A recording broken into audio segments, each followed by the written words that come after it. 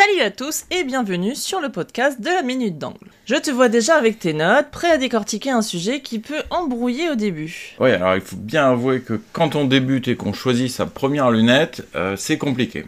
On se retrouve face à une série de chiffres plus ou moins mystérieux. On a du 4,32, 1,6, 24, 6, 24, 50 ou 56. Ça fait des vraies formules magiques. Et le pire dans tout ça, en plus, c'est que rien ne vous donne l'information sur la qualité de la lunette que vous allez acheter. Sauf peut-être le prix, malheureusement. Exactement.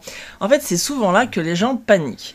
Alors aujourd'hui, on va démystifier ces chiffres, expliquer ce qu'ils veulent dire concrètement et surtout vous aider à choisir la meilleure lunette pour votre pratique, que ce soit pour la chasse en battue ou le tir sportif à longue distance. Prêt à décortiquer les lunettes de A à Z ?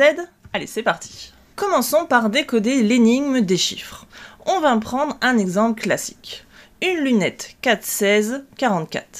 Il y a 3 informations cruciales là-dedans. Alors, vas-y, le premier chiffre. Alors, le premier chiffre, 4. C'est le grossissement minimal. Ça veut dire que ce que tu regardes est grossi 4 fois. Si ta cible est à 400 mètres, c'est comme si elle était à 100 mètres à l'œil nu. Et attention, ce grossissement minimal est super important pour l'acquisition de cibles rapides. Mieux vaut qu'il soit bas. Ouais, logique, on y verra mieux.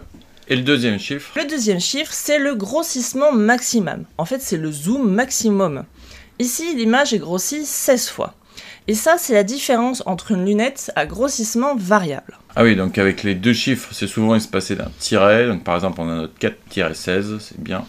Mini grossissement 4 et maxi grossissement 16 fois. Et c'est la différence avec un grossissement fixe.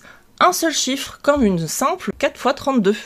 Le grossissement est 4 fois, et le 32, c'est le diamètre de l'objectif. Ce dernier chiffre, 32, 44, 50, 56, qui est en millimètres, c'est le diamètre de l'objectif, la lentille qui se situe à l'avant, celle qui capte la lumière. Le deal est simple. Plus ce chiffre est grand, 50, 56, etc., plus la lunette elle est lumineuse et elle offre un champ de vision large, ce qui est crucial en basse lumière. Mais ça va aussi faire une lunette plus lourde et plus encombrante. Alors, j'ai une question. Pourquoi certaines lunettes sont des 5,25 et coûtent souvent plus cher que les 6,24 ? C'est quoi cette histoire de plage de grossissement ? Alors oui, là c'est une excellente question, que tu appelles la plage de grossissement, c'est le facteur de zoom, c'est le rapport en fait entre le grossissement maxi et le grossissement minimum. Donne-nous des exemples concrets. Historiquement, on était sur des facteurs de 3 fois sur la plupart des lunettes, donc on a beaucoup connu des lunettes classiques 3, 9 quelque chose. Aujourd'hui, on trouve plutôt du 4 fois, généralement le moins cher, comme des 1,4, 3,12, 6,24. Après, on a des facteurs 5 fois, souvent de meilleure qualité, 2, 10, 5, 25, etc. Et on a du 6 fois, 1,6, 2,12, 6,24, et même parfois du 8 fois, 10 fois sur certains modèles. Mais attention, dans une lunette, tout est une question de compromis. Et donc, plus le facteur est élevé, plus on paye cher ? C'est souvent le cas, mais alors pour compenser ça, on joue aussi sur la qualité des optiques, et souvent on va perdre en qualité. Une lunette par exemple 1,10 est souvent de moins bonne qualité qu'une lunette 1,6.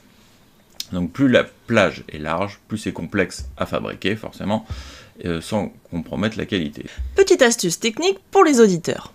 Savez-vous que la quantité maximale de lumière transmise par votre lunette est souvent limitée ? Pour le savoir, divisez le diamètre de la lentille frontale, l'objectif, par 4.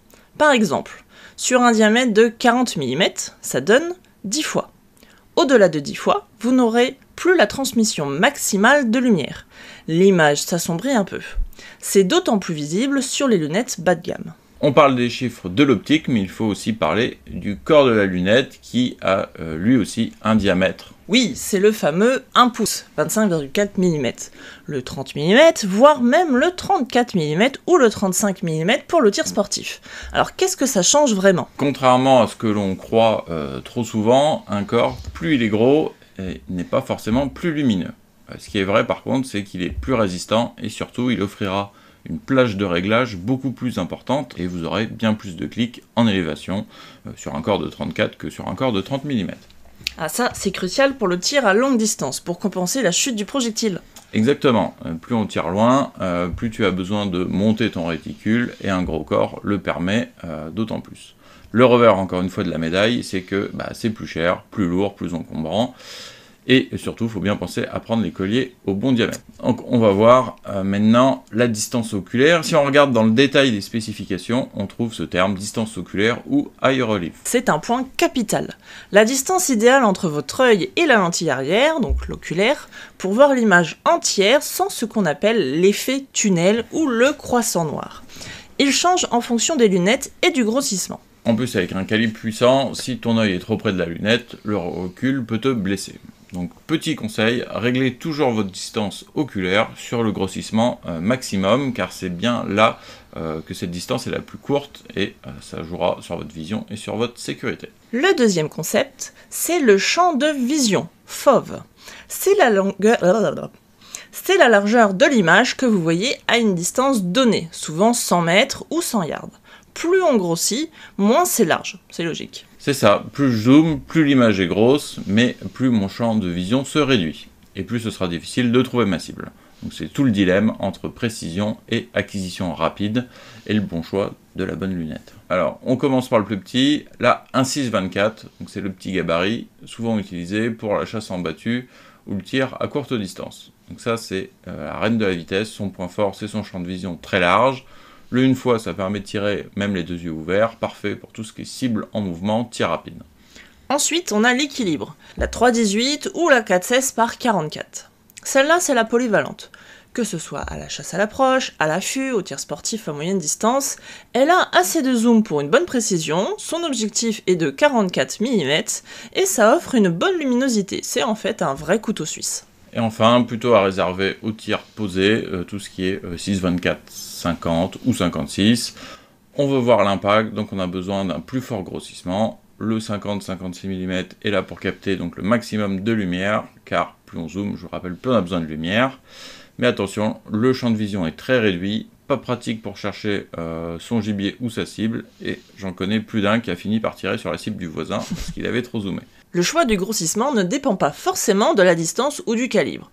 Par exemple, pour les disciplines de bench rest ou hunter, même si on tire à 50 mètres et à la 22 long rifle, on utilise des grossissements de 36 fois ou 42 fois pour être le plus précis possible. En résumé, plus le grossissement est élevé, plus vous êtes précis, mais plus c'est difficile de trouver et de suivre la cible.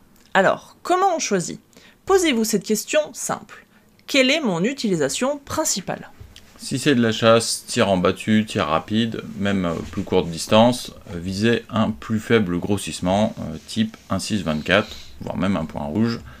Si vous cherchez la polyvalence pour chasser à l'approche, ou faire du tir loisir jusqu'à 300-400 mètres, le entre-deux, le 3.18 et tout ce qui se trouve entre 3.12, 3.15, 4.16 par 44, on voit aussi de très bons modèles en 2.10 ou 2.12 arriver sur le marché. C'est pas mal pour tirer aussi de près et profiter d'un grossissement correct. Si votre passion c'est plus le tir de précision à toute distance, utilisez les plus gros zooms, par exemple 6.24, 50, 5.25, 56, voire même 7.35, 8.32, ou même des gros grossissements fixes, c'est très bien. Un dernier mot, et c'est le plus important, la qualité de l'optique. On y voit souvent mieux avec une lunette de très haute qualité et un zoom modeste, qu'avec un zoom super puissant et une image floue et sombre. La qualité du verre et du traitement est primordiale. Malheureusement, c'est le seul indicateur, la résolution, qu'on ne trouve jamais écrit sur la lunette. Mais il est souvent en rapport avec le prix, même si la qualité des lunettes s'est bien améliorée et que les prix ont baissé. Voilà, vous savez tout sur les chiffres de vos lunettes. On espère que ce guide vous aura éclairé. Et si vous avez aimé cet épisode, n'hésitez pas à laisser un commentaire, si vous voulez par exemple qu'on compare en vidéo ces différents grossissements ou des lunettes par tranche de prix. Dites-nous dans les commentaires quel est le grossissement de votre lunette préférée. A très bientôt et tirez juste!